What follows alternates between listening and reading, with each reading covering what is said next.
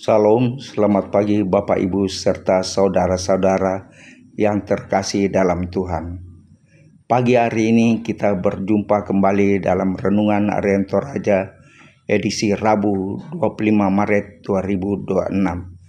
Sebelum kita memulai aktivitas kita, mari kita awali dengan membaca merenungkan firman Tuhan. Mari kita berdoa.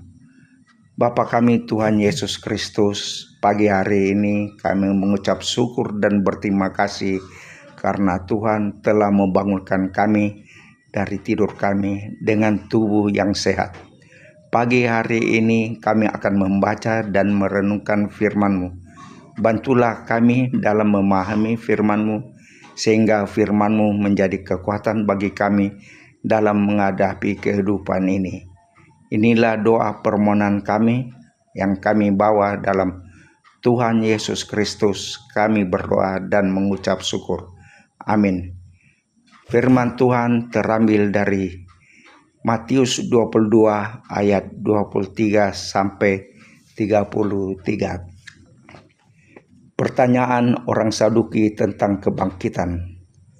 Pada hari itu datanglah kepada Yesus beberapa orang Saduki yang berpendapat bahwa tidak ada kebangkitan.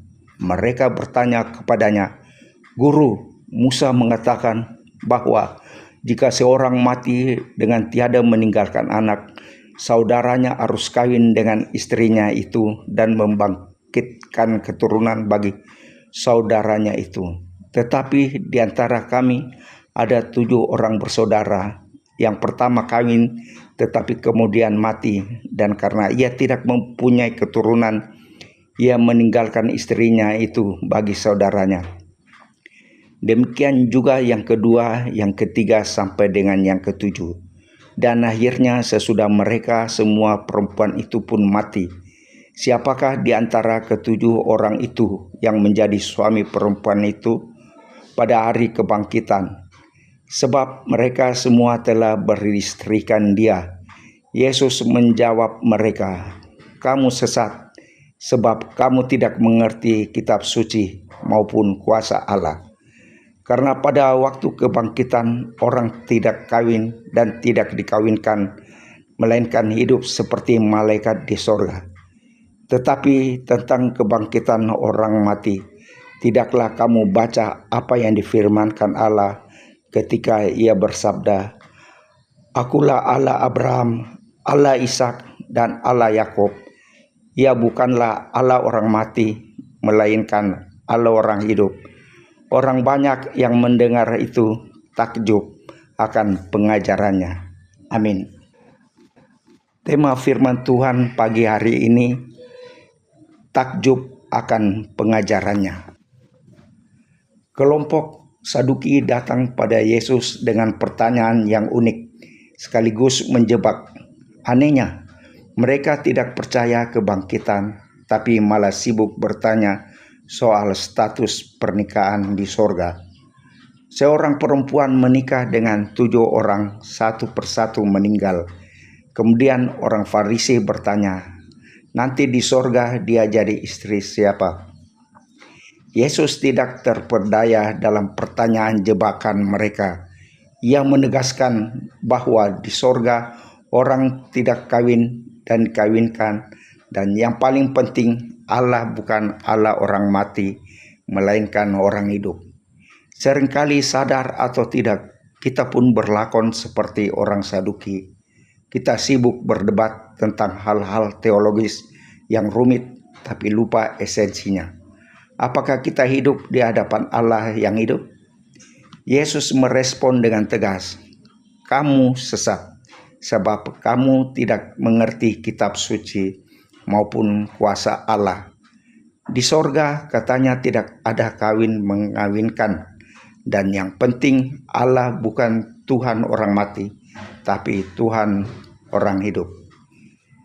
Perikop dalam Injil Matius ini mengingatkan kita agar kita tidak terperangkap dalam debat religius yang kering, lalu melupakan kehidupan iman yang nyata.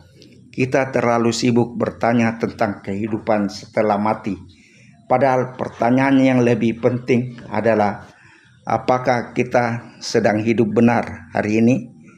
Sejatinya Tuhan tidak mencari teologi yang rumit, tapi mengendaki relasi kasih yang nyata dengan iman yang hidup berpusat pada Yesus, Sang Sumber hidup. Amin. Demikianlah renungan firman Tuhan di pagi hari ini. Mari kita satu dalam doa. Ya Tuhan kami Yesus Kristus, terima kasih atas firman-Mu, di mana firman-Mu mengajar untuk senantiasa hidup yang benar di mata Tuhan. Dengan iman yang hidup berpusat pada Yesus, kiranya apa yang Engkau firmankan dapat menjadi kekuatan kami untuk melakukan apa yang Engkau firmankan, sesuai dengan kehendak-Mu. Berkati kami senantiasa dalam kehidupan kami bersama keluarga kami. Ya Bapa, berkati kami sepanjang hari ini dalam aktivitas kami sehari-hari. Dalam nama Tuhan Yesus Kristus, kami sudah berdoa dan mengucap syukur. Amin. Demikianlah renungan kita pada pagi hari ini. Tuhan Yesus memberkati. Amin.